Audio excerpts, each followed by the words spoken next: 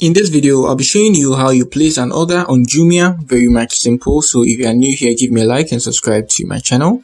So I'll be showing you how you place an order and pay instantly or pay on delivery.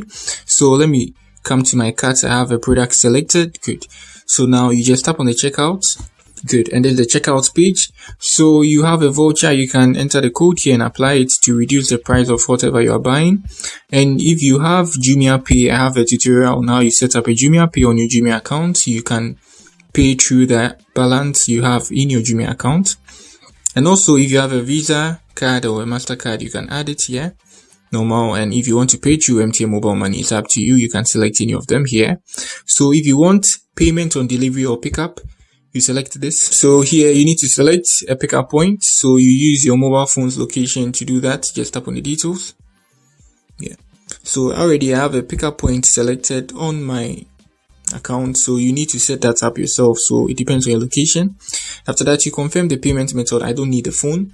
Yeah, you just confirm you're good to go. Simple as that. And you'll be given a date and a tracking number. And you go for that. You will have a tracking number which will be somewhere here. So you come on here, you move to your inbox and you should find it here, something like that.